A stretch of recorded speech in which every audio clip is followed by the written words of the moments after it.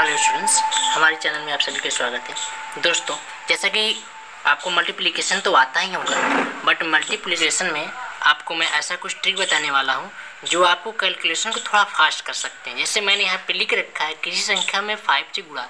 ठीक है, अगर किसी संख्या में आपको 5 से मल्टीप्लाई करनी है, 5 से गुणा करनी है अगर किसी संख्या में, तो आपको 5 से गुणा तो आता ही है, ये तो सभी को आता है। बट यहाँ पे मैंने थोड़ा सा ट्रिकली उसको लगाने की कोशिश किया है, तो आप भी इसको सीख लीजिए। कैलकुलेशन करने में आपको थोड़ा फास्ट होगा।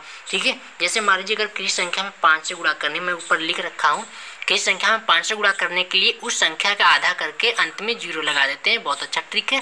जैसे एग्जांपल देखिए 20 है, 20 में 5 से मल्टीप्लाई करनी है, तो ये तो आपको टेबल भी आता होगा, सीधा सीधा 100 लिख सकते हैं ना।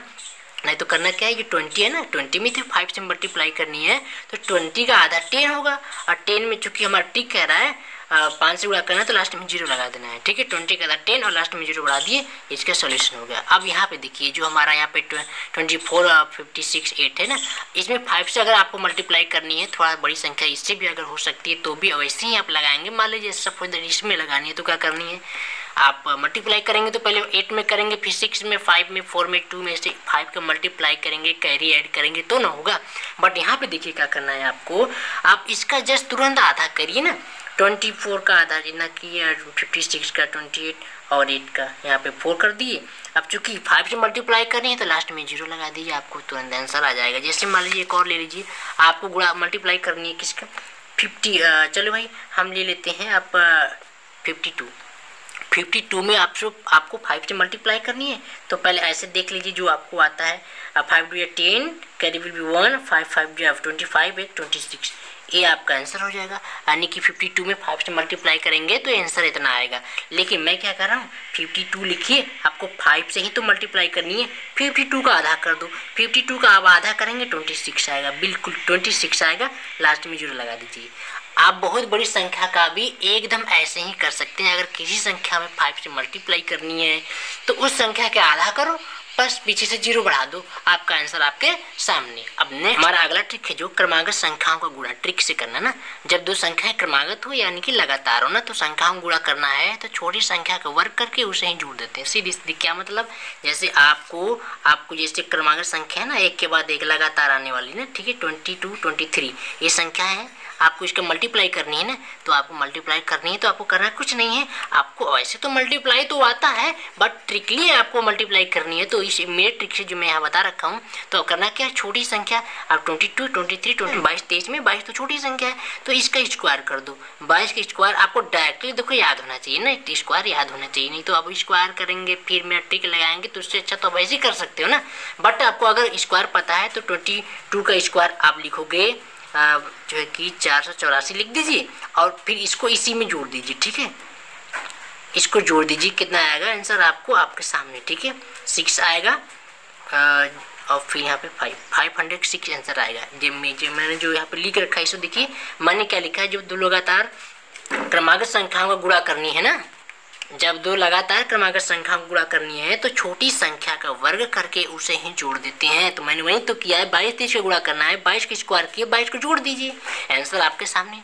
अच्छी बात है। अब देखिए जैसे मान लीजिए आपको 13 और 14 का मल्टीप्लाई करनी है, 13 14 गुणा करनी है ना, तो आप 13 14 को वैसे आप तो गुणा करो, या तो मेरा टिक लगाओ। 13 का स्क्वायर आपको पता है ना, 13 का स्क्वायर आपको पता है तो स्क्वायर निकालने की जरूरत ही नहीं है, डायरेक्ट आप 169 लिखेंगे और तुरंत इसमें 13 जोड़ेंगे, आपका आंसर आपके सामने आ जाएगा। ठीक है, आपका आंसर आपके सामने हो जाएगा। ठीक है, तो ये हमारा सेकेंड ट्रिक था। अब नेक्स्ट ट्रिक देखिए जो बहुत अच्छा भी है। और अगला ट्रिक है, जब दो लगातार सम या विषम संख्याओं का गुणा करना ना, लगातार सम ही आए या तो लगातार विषम ही आए, तो इसका कैसे गुणा करना है ना, जो लगातार सम हो। ठीक है, जब दो लगातार सम या फिर विषम संख्या गुणा करना हो तो क्या करेंगे आप, तो इसमें एक ट्रिक लगाएंगे कि बीच की संख्या का स्क्वायर करेंगे और उसमें से एक घटा देंगे।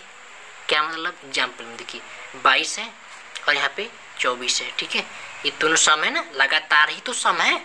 ठीक है, सम संख्या जो 2 से कट जाए, 2 से विभाजित हो जाए, और विषम संख्या जो 2 से विभाजित ना हो वो विषम होती है। तो आपके दोनों सम दिख रहे हैं, बिल्कुल लगातार है ना, लगातार है। 22 के बाद 23 तो विषम है, 24 फिर आएगी सम है। तो ये लगातार सम संख्याओं को अगर गुणा करना है तो क्या करना है, बीच की संख्या लिखा है ना, बीच की संख्या का स्क्वायर कर दो। बीच में 23 है ना, इसका स्क्वायर कर दो, इसमें से एक कम कर दो, जब 23 का स्क्वायर करेंगे तो आपको 529 आएगा। इसमें से एक कम कर दो भाई, सीधी सीधी 528, ये इसका मल्टीप्लाई करने का आंसर आ जाएगा।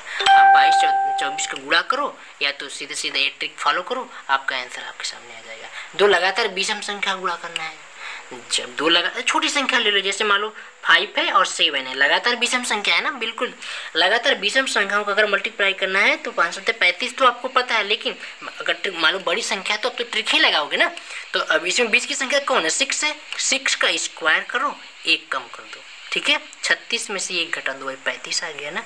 7 5 35 होता भी था और यहाँ भी तो आ गया ना, बीच की संख्या का स्क्वायर -1। तो विषम संख्या का भी ऐसे हो जाएगा, सम संख्या का भी ऐसे ही हो जाएगा। तो एक बार फिर फटाफट रिवीजन कर लेते हैं मैंने क्या क्या बताया। अब अगर किसी संख्या में 5 से गुणा करना है तो उस संख्या का आधा करके उसमें 0 बढ़ा देंगे, आपका आंसर आपके सामने आएगा। और क्रमागत संख्या गुणा करना है, जैसे क्रमागत लगातार 12 13 14 15 कुछ भी एकदम क्रम से होना चाहिए, ठीक है। तो क्रमागत संख्याओं को अगर गुणा करना है, जैसे मैंने इसको बता रखा है 22 है और फिर 23 ले लीजिए, कुछ भी ले लीजिए, चलो भाई यहाँ पे 15 ले लेते हैं और 16 ले लेते हैं, इसकी संख्या गुणा करना है। तो क्या करना है भाई, छोटी संख्या का वर्ग, 15 का वर्ग आपको पता है, बिल्कुल जी पता होना चाहिए, आपको पता नहीं तो रट लीजिए लिख करके, 15 का स्क्वायर 225, ठीक है। आप इसमें 15 को ही ऐड करना है ना, 0 फिर 3 1 4, अब 240 हो गया आंसर आपके सामने, ठीक है। क्रमागत संख्या गुणा ऐसे करना है ना। अब देखिए अगला, जब सम या विषम संख्या गुणा करनी है तो क्या करना है, जब सम या विषम संख्या गुणा करनी है तो बीच की संख्या स्क्वायर करो, एक घटा दो। आपको स्क्वायर पता होने चाहिए, देखिए आपको स्क्वायर कम से कम एटलीस्ट 30 या 40 तक याद होने चाहिए। अगर नहीं याद है तो याद कर लीजिए, स्क्वायर तो याद करना है। इसके बाद मैं स्क्वायर कैसे निकालते हैं स्क्वायर पर भी वीडियो बताने वाला हूँ, एक वीडियो ऑलरेडी मेरी जा चुकी है। तो ऐसे ही वीडियो पाने के लिए, ट्रिकली वीडियो पाने के लिए चैनल को प्लीज जरूर सब्सक्राइब करिएगा। So thanks for watching my video, मिलते हैं नेक्स्ट वीडियो में।